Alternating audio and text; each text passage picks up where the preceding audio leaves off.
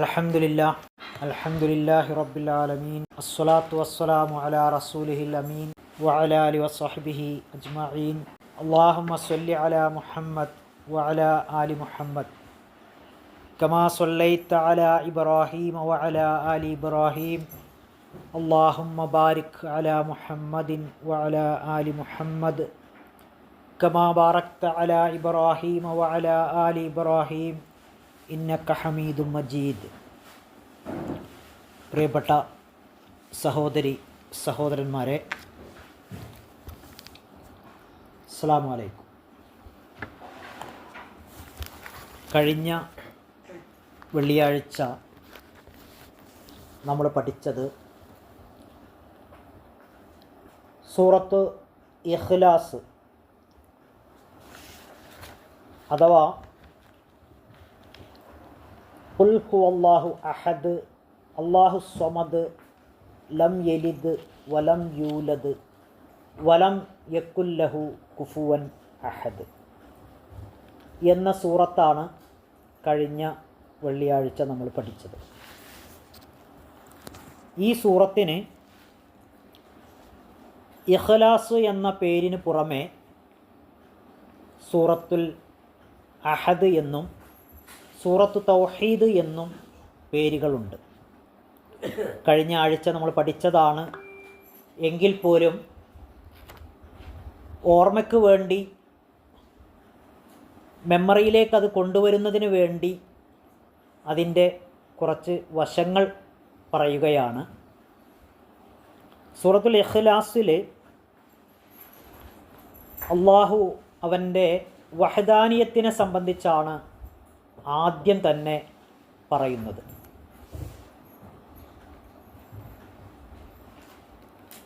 ബിസ്മില്ലാഹിർ റഹ്മാനിർ റഹീം. പരമകാരുണികനും കരുണാനിധിയുമായ അള്ളാഹുവിൻ്റെ നാമത്തിൽ ഞാൻ ആരംഭിക്കുന്നു.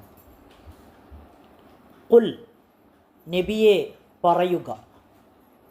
മുഹമ്മദ് നബി സല്ലല്ലാഹു അലൈഹി വസല്ലമയ്ക്ക് ജിബ്രീൽ അലൈഹിസ്സലാം എത്തിച്ചു കൊടുക്കുകയാണ് അള്ളാഹുവിൽ നിന്നുള്ള ഈ കലാമ്. അതുകൊണ്ടാണ് അള്ളാഹു പറഞ്ഞതായി ജിബ്രീൽ അലൈഹിസ്സലാം വന്നുകൊണ്ട് പ്രവാചകനോട് പറയുന്നു. അള്ളാഹുവിൻ്റെ ഖൗലാണ് കുൽ, നബിയെ പറയുക. ഹുവല്ലാഹു അഹദ്, ഹുവല്ലാഹു അഹദ്, അള്ളാഹു അവൻ ഏകനാകും. ഞാൻ വിശദീകരിക്കുന്നില്ല കാര്യമായിട്ട്. കഴിഞ്ഞ ക്ലാസ്സിൽ ഷിയ സാറ് വളരെ കാര്യമായി തന്നെ അത് പറഞ്ഞതാണ്. എങ്കിലും ഒന്ന് രണ്ട് കാര്യങ്ങൾ ഈ വിഷയത്തിൽ പറയാൻ ആഗ്രഹിക്കുകയാണ്. അള്ളാഹുവിൻ്റെ വഹദാനിയത്തിനെ സംബന്ധിച്ചാണ് ഈ ആയത്തിൽ പറയുന്നത്. അള്ളാഹു ഏകനാണ്. നമുക്കറിയാം, മുഹമ്മദ് നബി സല്ലല്ലാഹു അലൈഹി വസല്ലമയുടെ കാലഘട്ടത്തിൽ ബിലാൽ റളിയല്ലാഹു അൻഹുവിൻ്റെ ചരിത്രം നമ്മൾ പഠിച്ചവരാണ്, മനസ്സിലാക്കിയവരാണ്. ബിലാൽ റളിയല്ലാഹു അൻഹു അദ്ദേഹത്തിന് ഈ സന്ദേശത്തിലേക്ക് വന്നതിന് ശേഷം ക്രൂരമായ മർദ്ദനങ്ങളാണ് ഏൽക്കേണ്ടി വന്നത്. ലാ ഇലാഹ ഇല്ലല്ലാ എന്ന ഈ കലിമത്തു തൗഹീദ് വിശ്വസിച്ച് കഴിഞ്ഞപ്പോൾ അദ്ദേഹത്തിൻ്റെ യജമാനനും മറ്റുള്ളവരുമൊക്കെ, മക്കയിലെ മുശ്രിക്കുകളായ ആളുകളുമൊക്കെ ബിലാൽ റളിയല്ലാഹുവിനെ അതിക്രൂരമായി മർദ്ദിക്കുന്ന കാഴ്ചയാണ് നമുക്ക് ചരിത്രത്തിലൂടെ, ബിലാൽ റളിയല്ലാഹുവിൻ്റെ ചരിത്രത്തിലൂടെ നമുക്ക് വായിക്കാൻ കഴിയുന്നത്. അദ്ദേഹത്തിൻ്റെ നെഞ്ചിൽ, ഹൃദയഭാഗത്ത് പാറക്കല്ല് കയറ്റി വച്ചിട്ട് ചുട്ടുപൊള്ളുന്ന മണലിൽ വിവസ്ത്രനായി കിടത്തി കയറ് കാലിൽ കെട്ടി വലിച്ചു കൊണ്ടുപോകുന്ന കാഴ്ചയാണ് ചരിത്രത്തിൽ നാം കാണുന്നത്. ഈ സമയത്തും യജമാനൻ പറയുന്നൊരു വാക്കുണ്ട്, ബിലാലെ, ലാത്തയെ ഒന്ന് വിളിക്കി, മനാത്തയെ ഒന്ന് വിളിക്കി, നിൻ്റെ എല്ലാ പ്രശ്നങ്ങളും അവസാനിക്കും, ഈ പീഡനങ്ങൾ ഇതോടെ അവസാനിക്കും. നമ്മുടെ ലാത്തയെ ഒന്ന് വിളിച്ചാൽ മതി, ലാത്തയോടൊന്ന് സഹായം ചോദിച്ചാൽ മതി, ലാത്തയോടൊന്ന് പ്രാർത്ഥിച്ചാൽ മതി, എല്ലാ പ്രശ്നങ്ങളും ഇവിടെ അവസാനിക്കും. ഈ പീഡനങ്ങൾ നിനക്ക് ഏൽക്കേണ്ടി വരില്ല എന്ന് ബിലാൽ റളിയല്ലാഹു അൻഹുവിനോട് തൻ്റെ യജമാനൻ ഈ പീഡനത്തിനിടയിൽ, ആ പീഡനം നിങ്ങൾ മനസ്സിലാക്കണം, അദ്ദേഹത്തിൻ്റെ നെഞ്ചിൽ പാറക്കല്ലുകൾ കയറ്റി വെച്ച് അദ്ദേഹത്തിൻ്റെ കാലിൽ കയറിട്ട് കെട്ടി വിവസ്ത്രനായി ചുട്ടുപൊള്ളുന്ന മണലിൽ മലർത്തിക്കിടത്തി നെഞ്ചിൽ പാറക്കല്ലുകൾ കയറ്റിവെച്ച് വലിച്ചു കൊണ്ടുപോകുന്ന കാഴ്ച.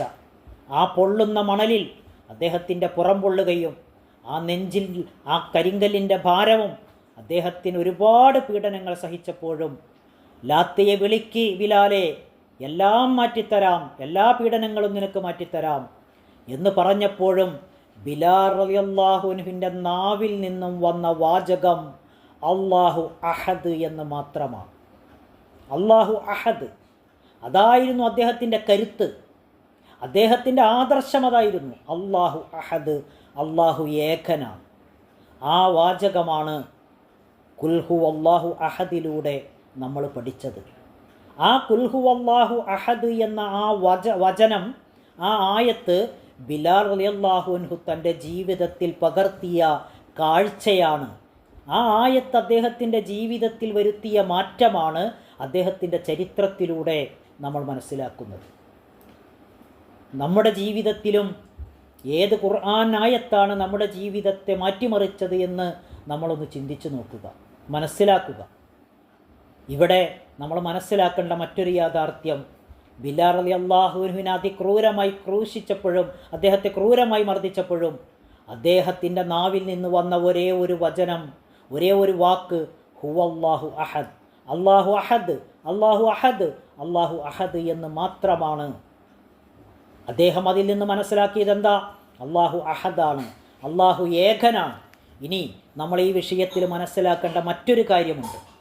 എല്ലാ വിഷയത്തിലും അല്ലാഹു അഹദാണ്, എല്ലാ കാര്യത്തിലും അല്ലാഹു അഹദാണ്, ഏകനാണ്, അല്ലേ?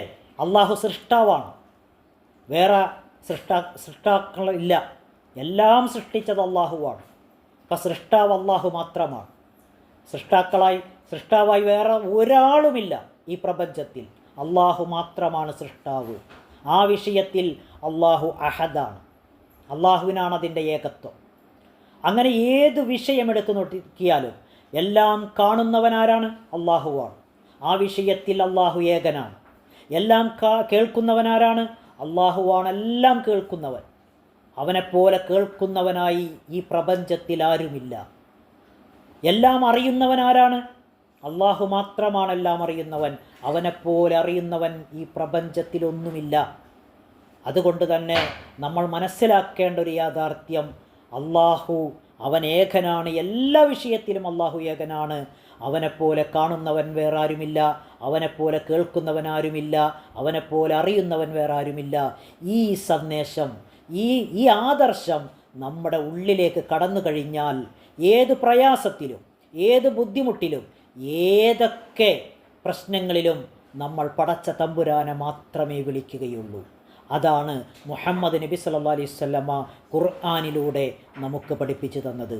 നൂഹ് നബി അലൈഹി സ്വലാമയുടെ ജനത എന്താ സംഭവിച്ചത്? നൂഹ് നബി അലൈഹി സ്വലാമയുടെ ജനത പിഴച്ചു പോയപ്പോൾ ആ കൗമിനെ നേരെയാക്കാൻ വേണ്ടി നൂഹ് നബി അലൈഹി സ്വലാമയെ ആ കൗമിലേക്ക് അയച്ചു. രാവും പകലും അദ്ദേഹം പ്രബോധനം ചെയ്തുകൊണ്ടിരുന്നു. 950 വർഷം, 1000 വർഷത്തിന് 50 വർഷം കുറവാണെന്നാണ് ഖുർആൻ പറഞ്ഞത്. 950 വർഷം പ്രബോധനം നടത്തിയിട്ട് വളരെ ചുരുങ്ങിയ ആളുകളാണ്, വിരലിലെണ്ണാവുന്ന ആളുകളാണ് അദ്ദേഹത്തിൽ വിശ്വസിച്ചത്. എന്തായിരുന്നു സംഭവം? അള്ളാഹുവിൻ്റെ ഏകത്വം അംഗീകരിക്കാൻ ആ ജനത തയ്യാറായില്ല എന്നുള്ളതാണ് യാഥാർത്ഥ്യം. അള്ളാഹുവിൻ്റെ വഹദാനിയത്തിനെ ചോദ്യം ചെയ്യുന്ന സമൂഹം എവിടെ ഉടലെടുക്കുന്നുവോ അവിടെ പ്രവാചകത്വം അള്ളാഹു ഒരാൾക്ക് നൽകുകയും പ്രവാചകൻ അയക്കുകയും ചെയ്യും. ഇവിടെ മുഹമ്മദ് നബി സല്ലല്ലാഹു അലൈഹി വസല്ലമയോടുകൂടി പ്രവാചകത്വം അവസാനിക്കുകയാണ്. ഇനി അങ്ങോട്ട് പ്രവാചകനില്ല. അന്ത്യപ്രവാചകനായ മുഹമ്മദ് നബി സല്ലല്ലാഹു അലൈഹി വസല്ലമ നമുക്ക് കൊണ്ടുവന്നു തന്ന, അള്ളാഹു പ്രവാചകനിലൂടെ നമുക്ക് എത്തിച്ചു തന്ന ഖുർആനിലൂടെ നമുക്കത് പഠിപ്പിച്ചു തരികയാണ്. ആ പാഠമാണ് നമ്മൾ പഠിച്ചത്. കുൽ, നിങ്ങൾ പറയണം നിങ്ങൾ, ഹുവല്ലാഹു അഹദ്, അള്ളാഹു ഏകനാണ്. അപ്പോൾ ഒരു ചെറിയ സൂറത്താണ് അല്ലേ, ഒരു ചെറിയ സൂറത്ത്. ഇതുമായി ബന്ധപ്പെട്ടുകൊണ്ട് ഒരു സംഭവം ഞാൻ പറയാൻ ആഗ്രഹിക്കുകയാണ്. നബി സല്ലല്ലാഹു അലൈഹി വസല്ലമയുടെ കാലഘട്ടത്തിൽ ഒരു സ്വഹാബി വന്ന് പ്രവാചകനോട് പരാതി പറയുന്നുണ്ട്. നിങ്ങൾക്കറിയാവുന്ന സംഭവമാണ്. ഒരു സ്വഹാബി വന്ന് പരാതി പറയുന്നുണ്ട്, പ്രവാചകരെ, ഞങ്ങളെപ്പോൾ നമസ്കരിച്ചാലും ഇന്നാലിന്ന സ്വഹാബി അദ്ദേഹം ഒരു ഫാത്തിഹ ഓതിയതിന് ശേഷം ഒരു സൂറത്തോതും.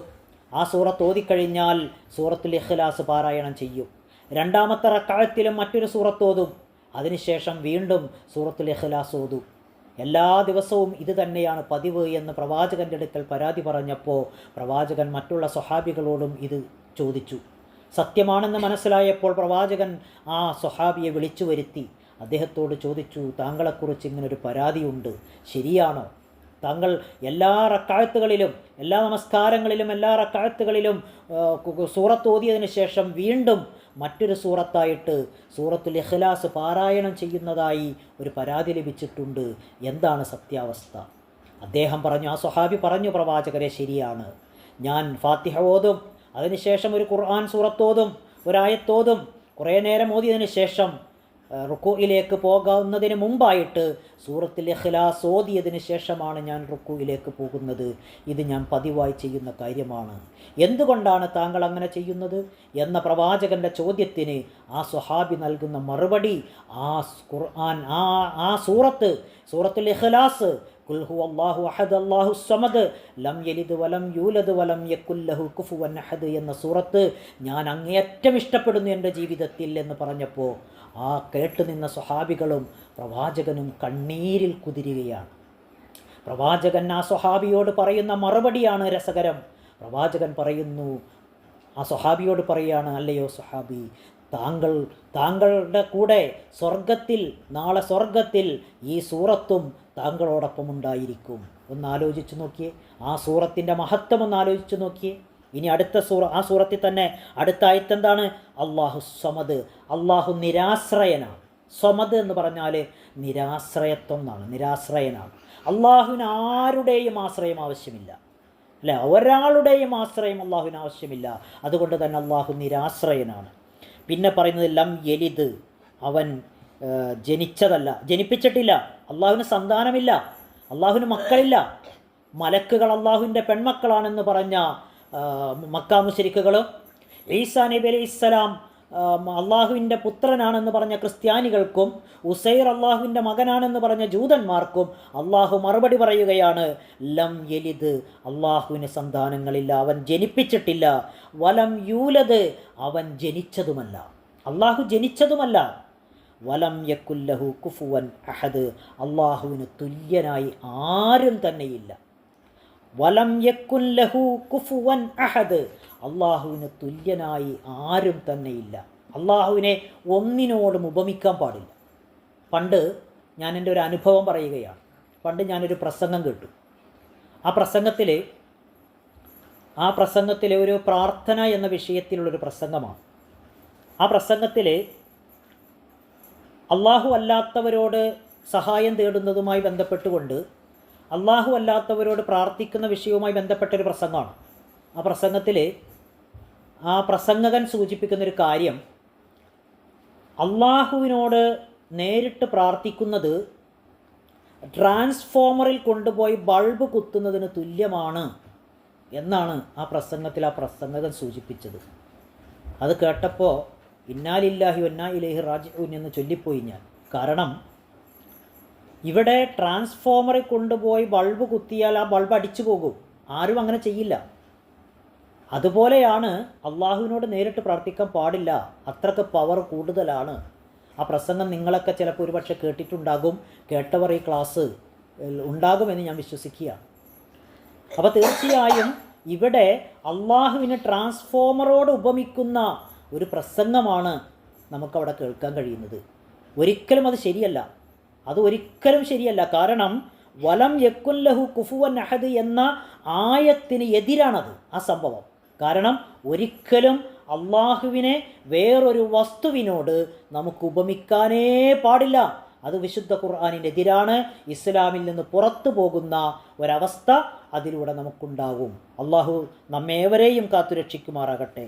വലം യക്കുൻ ലഹു കുഫുവൻ അഹദ്, അള്ളാഹു അവന് തുല്യനായി വേറെ ഒന്നും തന്നെയില്ല എന്നാണ് ഈ ആയത്തിലൂടെ വിശദീകരിക്കുന്നത്. ഇനി അടുത്ത സൂറത്ത് 113 അധ്യായം സൂറത്തുൽ ഫലക്കാണ്. സൂറത്തുൽ ഫലക്ക് നമുക്കൊന്ന് ഓതി നോക്കാം. വിശുദ്ധ ഖുർആനിലെ 112 സൂറത്താണ് സൂറത്തുൽ ഇഖ്ലാസ്. സൂറത്തുൽ ഇഖ്ലാസിന് ശേഷം തൊട്ട് ശേഷം വരുന്ന സൂറത്താണ് സൂറത്തുൽ ഫലക്ക്. സൂറത്തുൽ ഫലക്കിൻ്റെ ആദ്യത്തെ വചനങ്ങൾ നമുക്കൊന്ന് ഓതി നോക്കാം. അഊദു ബില്ലാഹി മിനശ് ശൈത്വാനിർ റജീം. ബിസ്മില്ലാഹിർ റഹ്മാനിർ റഹീം. ഖുൽ അഊദു ബിറബ്ബിൽ ഫലഖ്. ഖുൽ അഊദു ബിറബ്ബിൽ ഫലഖ് മിൻ ശർരി മാ ഖലഖ് വമിൻ ശർരി ഗാസിഖിൻ ഇദാ വഖബ് വമിൻ ശർരി നഫ്ഫാസാതി ഫിൽ ഉഖദ് വമിൻ ശർരി ഹാസിദിൻ ഇദാ ഹസദ്. പ്രിയ സഹോദരി സഹോദരന്മാരെ, നമ്മളൊന്നൊരു പുതിയ സൂറത്തിലേക്ക് കടക്കുകയാണ്. സൂറത്തുൽ ഫലക്ക്. സൂറത്തുൽ ഫലക്ക് എന്ന് പറഞ്ഞാൽ, ഫലക്ക് എന്ന വാക്കിൻ്റെ അർത്ഥം പുലരി എന്നാണ്. ഫലക്ക് എന്ന വാക്കിൻ്റെ നേർക്ക് നേരെയുള്ള അർത്ഥം പിളർത്തുക എന്നാണ്. പിളർത്തുക, അതിൽ നിന്നാണ് ഇരുട്ടിനെ പിളർത്തി അതിൽ നിന്ന് പകലിനെ, വെളിച്ചത്തെ പുറത്തു കൊണ്ടുവരിക. ഇരുട്ടിനെ പിളർത്തി അതിൽ നിന്ന് വെളിച്ചത്തെ പുറത്തു കൊണ്ടുവരിക, അതാണ് അതിൻ്റെ ആ വാക്കിൻ്റെ ശരിയായ മഅന, ആശയം. അതുകൊണ്ടാണ് സൂറത്തുൽ ഫലക്ക് എന്ന ആ വാക്കിന്, ഫലക്ക് എന്ന വാക്കിന് പുലരി എന്ന ഒരു ആശയവും അർത്ഥവും മുഫസ്സിരീങ്ങൾ നൽകിയത്.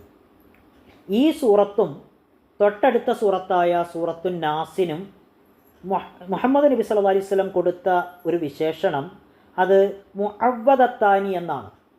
അഭയം തേടുന്ന, ശരണം തേടുന്ന, അല്ലെങ്കിൽ അഭയം തേടുന്ന 2 സൂറത്തുകൾ എന്നാണ് ഈ 2 സൂറത്തുകൾക്ക് പറയുന്നത്. സൂറത്തുൻ നാസിനും സൂറത്തുൽ ഫലക്കിനും കൂടി നബി സല്ലല്ലാഹു അലൈഹി വസല്ലമ പറഞ്ഞ ഒരു പേരാണ് മുഅവ്വദത്താനി, അഥവാ ശരണം തേടുന്ന അല്ലെങ്കിൽ രക്ഷ തേടുന്ന 2 സൂറത്തുകൾ എന്നാണ് അതിൻ്റെ അർത്ഥം. ഇനി നമുക്ക് ഈ സൂറത്തൊന്ന് ഓരോ ആയത്തുകളായിട്ട് ഒന്ന് വായിക്കാം. ബിസ്മില്ലാഹിർ റഹ്മാനിർ റഹീം. എൻ്റെ എല്ലാ സഹോദരി സഹോദരന്മാരും മൈക്ക് ഓഫായിട്ട് തന്നെ എല്ലാവരും ഒന്ന് വായിക്കുക. ഖുൽ അഊദു ബിറബ്ബിൽ ഫലഖ്. ഇവിടെ കുൽ കഴിഞ്ഞിട്ട് അഊദു എന്നൊരു വാക്കുണ്ട്. അത് കഴിഞ്ഞ ഫാത്തിഹ സൂറത്ത് പഠിച്ചപ്പോൾ ഷിയാസ് മൗലവി പറഞ്ഞതാണ്. അഊദു ബില്ലാഹി മിനശ് ശൈത്വാനിർ റജീമിൽ പറഞ്ഞ് വിശദീകരിച്ച് പോയതുകൊണ്ട് ഞാൻ അതിലേക്ക് പോകുന്നില്ല.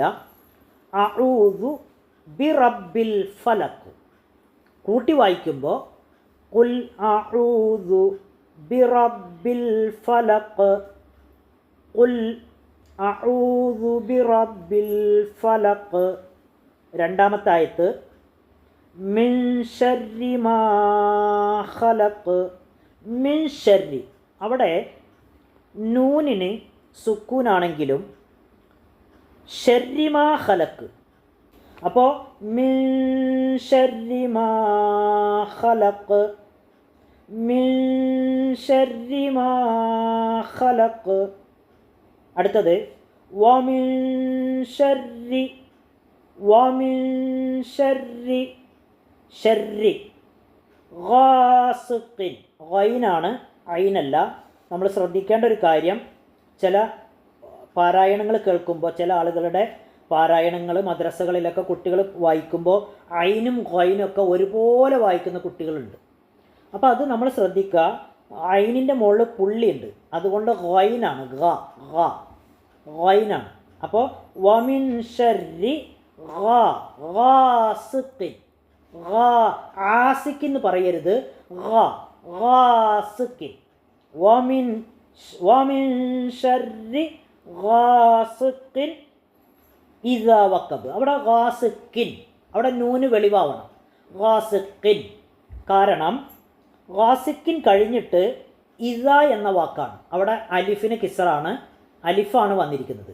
അലിഫ് വരുമ്പോൾ അലിഫിന് മുമ്പ് തൻവിൻ കെസർ വന്നിരിക്കുകയാണ്. അതുകൊണ്ട് അവിടെ നൂനിന് വെളിവാക്കണം. ഗാസിക്കിൻ ഇദാ വഖബ്. അതാണ് തജ്വീദിൻ്റെ നിയമം. ഒന്നും കൂടി പറയാം. ഗാസിക്കിൻ എന്ന വാക്കിലെ കിൻ 2 കിസറാണ്. അവിടെ ഗാസിക്കിൻ നൂന് വെളിവാവണം. കാരണം ശേഷം ഒരു അലിഫ് വരുന്നുണ്ട്. അലിഫ് വന്നതുകൊണ്ടാണ് അവിടെ ഖാഫിൻ്റെ 2 കിസറിന് ന് എന്ന ആ ഉച്ചാരണം അവിടെ വെളിവാക്കണം. കാരണം അലിഫ് വന്നതുകൊണ്ടാണ് എന്ന് മനസ്സിലാക്കുക. അപ്പോൾ അവിടെ വായിക്കുമ്പോൾ ഗാസിക്കിൻ ഇദാ വഖബ്. ഇദാ ദാലാണ്, ദാലിൻ്റെ മുകളിൽ പുള്ളിയുണ്ട്. ഇദാ എന്ന് വായിക്കരുത്, ഇദാ. നാക്ക് പുറത്തേക്കിടുക, കാറ്റ് പുറത്തേക്ക് വരാത്ത രൂപത്തിൽ ഇദാ വായിക്കുക. ഇദാ നാക്കൊന്ന് പുറത്തേക്ക് ഇട്ടാൽ മതി, എന്നിട്ട് വായിച്ചാൽ മതി, അപ്പോൾ ശരിയാവും. കാറ്റ് പുറത്തേക്ക് വരണ്ട. ഇദാ വഖബ്. ബ അവസാനം വരുമ്പോൾ ഒരല്പം കട്ടിയിൽ വായിക്കുക. ഇദാ വഖബ്. ബ് ഒരല്പം കട്ടിയിൽ പറയുക. ഇദാ വഖബ്. കണ്ടോ, വഖബ്. നമ്മൾ ചില കുട്ടികളൊക്കെ വായിക്കുമ്പോൾ ഇദാ വഖബ് അങ്ങനെ വായിച്ച് നിർത്തിക്കളയും. അങ്ങനെയല്ല, ഇദാ വഖബ്, ഇദാ വഖബ്. ഒന്നും കൂടി വായിക്കാം. വമിൻ ശർരി ഗാസിഖിൻ, വമിൻ ശർരി ഗാസിഖിൻ ഇദാ വഖബ്. അടുത്ത ആയത്ത് വമിൻ ശർരി നഫാസാതി, വമിൻ ശർരി. അവിടെ ആ ന ഉണ്ടല്ലോ, അത് ശർരിയുടെ കൂടെ നമ്മൾ വായിക്കണം.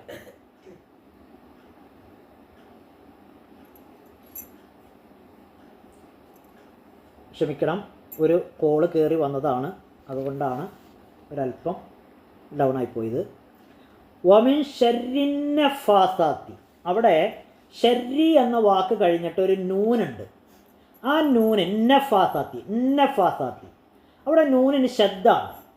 അവിടെ നമ്മൾ ശ്രദ്ധിക്കേണ്ടത്, വായിക്കേണ്ടതിൻ്റെ ഒരു രൂപം, ശർരിയുടെ കൂടെ ആ നൂന് ഒരുമിച്ച് വായിക്കാം. എങ്ങനെയാ? വമിൻ ശർരിന്ന ഫാസാത്തി. അങ്ങനെ രണ്ടാക്കി വായിച്ചിട്ട് ഒരുമിച്ച് വായിക്കണത് നമ്മൾ പഠിക്കാൻ വേണ്ടി രണ്ടാക്കി വായിച്ചിട്ട് പിന്നെ നമ്മൾ എന്ത് ചെയ്യണം? അടുത്ത സ്റ്റെപ്പിൽ വായിക്കുമ്പോൾ ഒരുമിച്ച് വായിക്കണം. വമിൻ ശർരിൻ നഫാസാത്തി. കണ്ടോ? വമിൻ ശർരിൻ.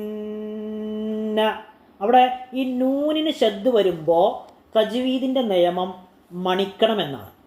അവിടെ ഒന്ന് ചുറ്റിക്കറങ്ങണം. ഈ മണിക്കണമെന്ന് പറഞ്ഞാൽ അവിടെ ഇട്ട് ഒന്ന് കറങ്ങണം, ഒന്ന് കറക്കണം അവിടെ ഇട്ട്. അതാണ് അതിൻ്റെ നിയമം. വമിൻ ശർരിൻ. കണ്ട? വമിൻ ശർരിൻ. വമിൻ ശർരിൻ നഫാസാത്തി. വമിൻ, നിങ്ങൾ എൻ്റെ കൂടെ വായിച്ചോട്ടോ. വമിൻ ശർരിൻ നഫാസാത്തി, വമിൻ ശർരിൻ നഫാസാത്തി ഫിൽ ഉഖദ്, വമിൻ ശർരിൻ നഫാസാത്തി ഫിൽ ഉഖദ്.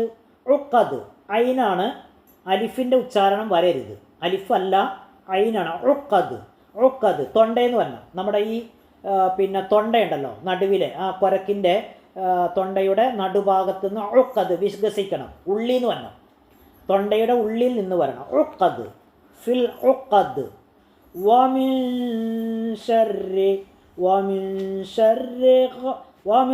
ശർരിൻ നഫാസാത്തി ഫിൽ ഉഖദ്.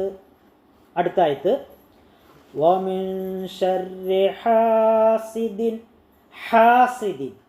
ചില കുട്ടികളൊക്കെ വായിക്കുമ്പോൾ ആസിദിന്ന് വായിക്കും, അലിഫിട്ട വായിക്കണം. അങ്ങനെയല്ല, ഹായാണ്. ഇപ്പോൾ നമ്മൾ മുഹമ്മദ് നബിയുടെ പേര് പറയുമ്പോൾ സല്ലല്ലാഹു അലൈഹി വസല്ലം, മുഹമ്മദ് നബി സല്ലല്ലാഹു അലൈഹി വസല്ലമയുടെ പേര് പറയുമ്പോൾ മുഹമ്മദ്, ഒരു ഹാഇനൊരു ചെരിവില്ലേ, മുഹമ്മദ് കണ്ട, മുഹമ്മദ് നബി സല്ലല്ലാഹു അലൈഹി വസല്ലം, ആ ഹാഇന് ഒരു ചെരിവുണ്ട്, ഹ ഹ, ആ ഹ ആണ്, ജീമ ഹ, ആ ഹ ആണ്. അപ്പോൾ ഹാസിദിൻ, പെട്ടെന്ന് സ്പീഡിലൊക്കെ വായിക്കുമ്പോൾ നമ്മുടെ കുട്ടികൾ മദ്രസയിൽ വായിക്കുന്നത് വമിൻ ശർരി ഹാസിദിൻ, ആയല്ല ഹായാണ്, വാ തുറന്ന് പറയണം, വാ തുറന്ന് പറയണം, ഹാസിദിൻ, വമിൻ ശർരി ഹാസിദിൻ ഇദാ ഹസദ്, ഇദാ ഹസദ്, അസദ് അല്ല, അസദ് എന്ന് പറഞ്ഞാൽ സിംഹമാണ്, ഹസദ് എന്ന് പറഞ്ഞാൽ അസൂയ. അപ്പോൾ അസൂയ എന്ന് പറയുന്നിടത്ത് സിംഹം എന്നർത്ഥം വരും. അപ്പോൾ അത് പ്രത്യേകം ശ്രദ്ധിക്കുക. വമിൻ ശർരി ഹാസിദിൻ ഇദാ ഹസദ്. സഹോദരന്മാരെ, ഞാൻ ഒന്നുകൂടി വായിക്കാം, ശ്രദ്ധിച്ച് കേൾക്കുക. ബിസ്മില്ലാഹിർ റഹ്മാനിർ റഹീം.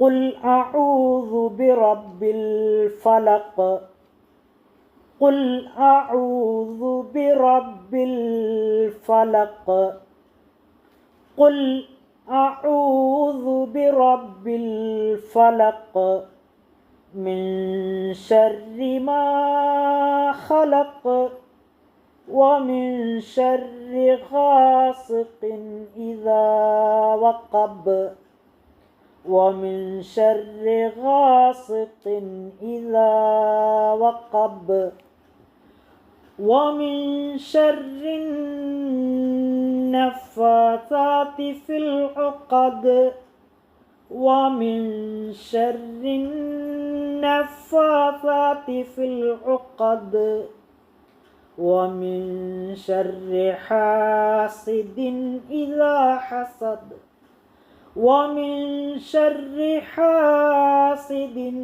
ഇദാ ഹസദ്. പ്രിയമുള്ളവരെ, ഞാനതിൻ്റെ അർത്ഥ തലങ്ങളിലേക്ക് പോവുകയാണ്. വായനയിൽ എന്തെങ്കിലും സംശയമുള്ളവർ വാട്സപ്പിൽ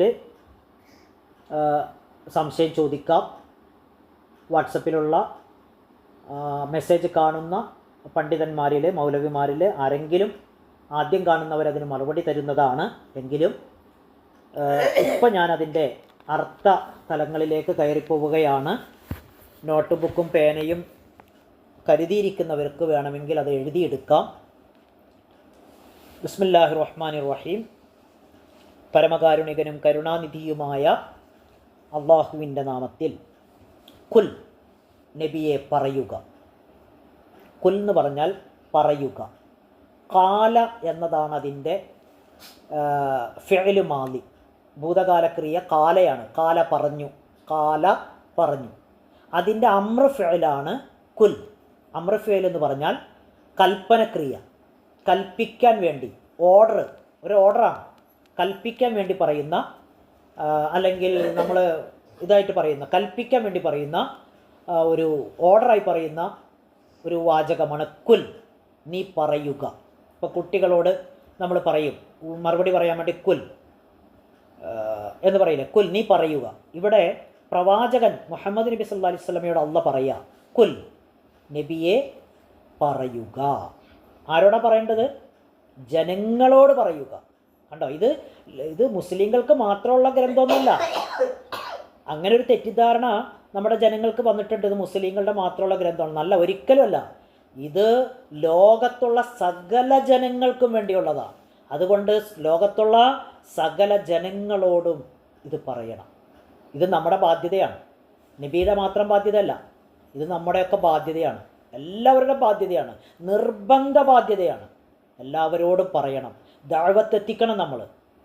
കുൽ നബിയെ പറയുക എന്ന് പറഞ്ഞാൽ അത് നമ്മളെ ഏൽപ്പിച്ചിട്ടാണ് നബി സല്ലല്ലാഹു അലൈഹി വസല്ലം വഫാത്തായത്. അതുകൊണ്ട് തന്നെയാണ് ഈ ഖുർആൻ പഠനം ഇവിടെ ആരംഭിച്ചത്. ഇത് പറയാനാണ് ഈ വേദി. കുൽ പറയുക, അത് നമ്മളെ ഏൽപ്പിച്ചിട്ട് നബി കടന്നുപോയി. നമ്മൾ നിങ്ങളെ പറയുന്നു, നിങ്ങൾ മറ്റുള്ളവർക്ക് പറഞ്ഞു കൊടുക്കണം. അപ്പോൾ നിങ്ങൾ അതിൽ നിന്ന് രക്ഷപ്പെടും. പറഞ്ഞു കൊടുത്തില്ലെങ്കിൽ നാളെ പരലോകത്ത് അള്ളാഹുവിൻ്റെ മുമ്പിൽ നമ്മൾ സമാധാനം പറയേണ്ടി വരും. എന്തുകൊണ്ട് നിങ്ങൾക്ക് കിട്ടിയ ഈ ദിവ്യ സന്ദേശം മറ്റുള്ളവരിലേക്ക് നിങ്ങൾ എത്തിച്ചു കൊടുത്തില്ല എന്ന് അള്ളാഹുവിൻ്റെ ചോദ്യത്തിന് നമ്മളൊക്കെ കയ്യും കെട്ടി നിന്ന് ഉത്തരം പറയേണ്ടി വരും. അതുകൊണ്ട് നമ്മൾ പഠിക്കുന്ന യാഥാർത്ഥ്യം, പഠിച്ച സത്യം ജനങ്ങൾക്ക് നമ്മൾ എത്തിച്ചു കൊടുക്കണം, പറഞ്ഞു കൊടുക്കണം. കുൽ, നബിയെ പറയുക, അതാണ് കുൽ എന്ന വാക്കിൻ്റെ അർത്ഥം. അഊദു, ഞാൻ അഭയം തേടുന്നു. അഊദു, അഊദു എന്ന് പറഞ്ഞാൽ ഞാൻ ശരണം തേടുന്നു, ഞാൻ രക്ഷ തേടുന്നു, ഞാൻ അഭയം തേടുന്നു. ബി റബ്ബിൽ ഫലഖ്, ബി റബ്ബി എന്ന് പറഞ്ഞാൽ രക്ഷിതാവിനോട് അല്ലെങ്കിൽ രക്ഷിതാവിനെ കൊണ്ട്. ബി എന്ന് പറഞ്ഞ വാക്കിൻ്റെ അർത്ഥം കൊണ്ടുന്ന.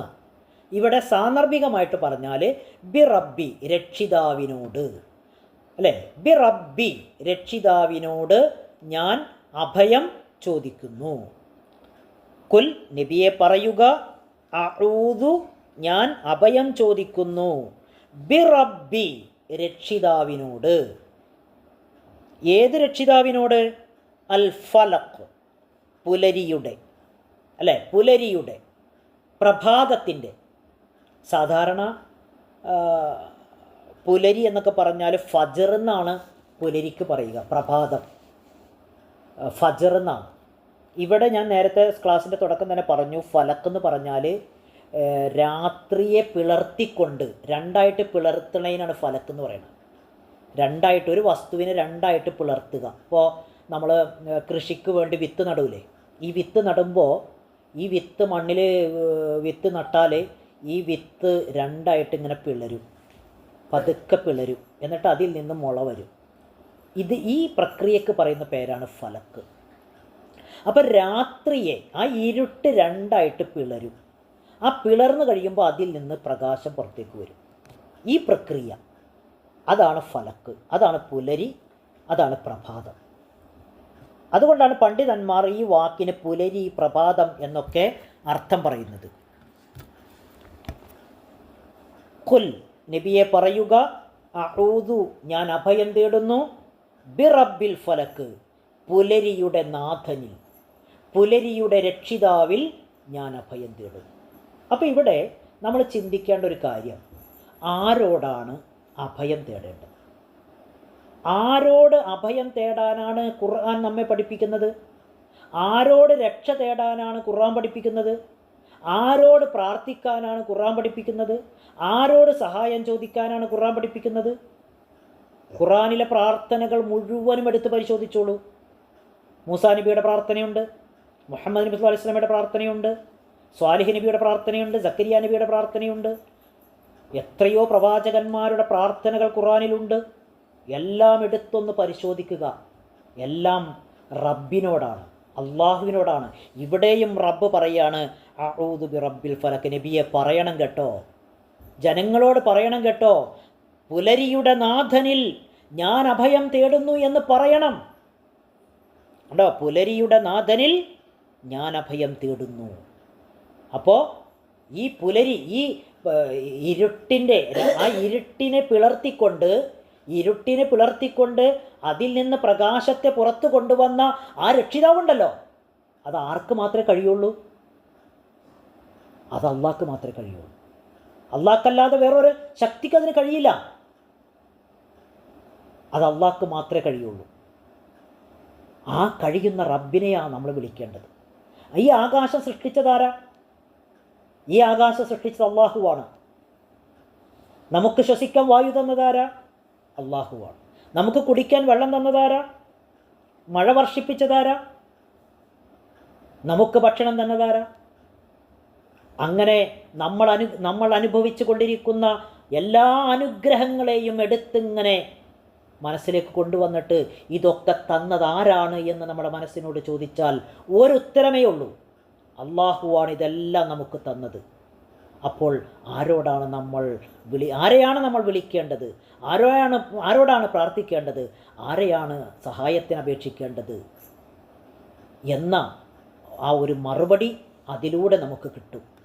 ഇവിടെയും പ്രവാചകൻ പഠിപ്പിക്കുകയാണ്, അള്ളാഹു പ്രവാചകനിലൂടെ നമ്മെ പഠിപ്പിക്കുകയാണ്, പുലരിയുടെ നാഥനിലാണ് നിങ്ങൾ അഭയം തേടേണ്ടതെന്ന വലിയ ഒരു സത്യം ലോക ജനതയെ പഠിപ്പിക്കാൻ പ്രവാചകനെ പ്രാപ്തനാക്കുകയാണ് ഈ ആയത്തിലൂടെ. എന്നിട്ട് പറയാണ് മിൻ ശർരി മാ ഖലഖ്. തീർന്നില്ല, അടുത്ത ആയത്തിൽ പറയാ മിൻ ശർരി മാ ഖലഖ്, അവൻ സൃഷ്ടിച്ചിട്ടുള്ളവയുടെ കെടുതിയിൽ നിന്ന്. ഒന്ന് ആലോചിച്ച് നോക്കിയേ, എന്താ ഇവിടെ പറഞ്ഞേ? മിൻ ശർരി മാ ഖലഖ്, അവൻ സൃഷ്ടിച്ച വസ്തുക്കളുടെ ഷെറിൽ നിന്ന്. അപ്പോൾ അള്ള സൃഷ്ടിച്ച വസ്തുക്കൾ, അള്ള സൃഷ്ടിച്ച മനുഷ്യർ, അള്ള സൃഷ്ടിച്ച എല്ലാ വസ്തുക്കളിലും ഖൈറുണ്ട് ഷെറുണ്ട്, അല്ലേ? ഞങ്ങൾ സ്കൂളിൽ ക്ലാസ് എടുക്കുമ്പോൾ കുട്ടികളോട് പറയാറുണ്ട്, ഒരു കത്തി, ഒരു പിച്ചാത്തി നമ്മൾ പച്ചക്കറി അരിയും, അല്ലേ? വീട്ടിൽ ഉപയോഗിക്കും. ഇപ്പം നമ്മൾ ഉപയോഗിക്കുന്ന ഡിവൈസ് മൊബൈൽ, ഈ മൊബൈൽ ഉപയോഗിച്ചാണ് ഞാൻ ക്ലാസ് എടുക്കുന്നത്, ഒരു ഖൈറാണ്. ഇതേ മൊബൈൽ ഉപയോഗിച്ച് എത്രയോ വഴിപഴച്ചു പോകുന്നു.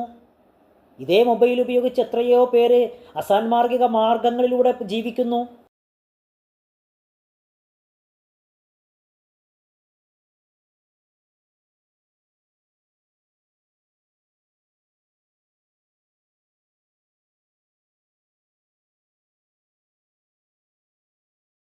അള്ളാഹു അവൻ സൃഷ്ടിച്ചിട്ടുള്ള എല്ലാ വസ്തുക്കളുടെയും ഷെറിൽ നിന്ന് ഞാൻ പുലരിയുടെ നാഥനിൽ രക്ഷ ചോദിക്കുന്നു. അപ്പോൾ അള്ളാഹു സൃഷ്ടിച്ച എല്ലാ വസ്തുക്കളിലും എന്തുണ്ട്? ഖൈറുണ്ട്, ഷെറുണ്ട്. ആ ഷെറിൽ നിന്ന് അള്ളാഹുവിനോട് രക്ഷ ചോദിക്കും. അപ്പോൾ ഞാൻ പറഞ്ഞു വന്നത്, നമ്മൾ ഉപയോഗിക്കുന്ന പിച്ചാത്തി, ആ കത്തിയിൽ നമുക്ക് ഖൈറുണ്ട്, ഷെറുണ്ട്. എത്രയോ ആളുകൾ ആ പിച്ചാത്തി വെച്ച് എത്രയോ മോശമായ കാര്യങ്ങൾ ചെയ്യുന്നു, എത്രയോ കൊലപാതകങ്ങൾ ചെയ്യുന്നു, എത്രയോ കാര്യങ്ങൾ ചെയ്യുന്നു. നല്ല കാര്യങ്ങൾ ചെയ്യാം, ചീത്തയും ചെയ്യാം. ഈ മൊബൈൽ ഉപയോഗിച്ച് എത്രയോ നല്ല കാര്യങ്ങൾ ചെയ്യാം, എത്രയോ മോശമായ കാര്യങ്ങൾ ചെയ്യാം. അപ്പോൾ പടച്ച തമ്പുരാൻ ഇവിടെ സൃഷ്ടിച്ച എല്ലാ വസ്തുക്കളിലും ഖൈറുണ്ട്, ഷെറുണ്ട്.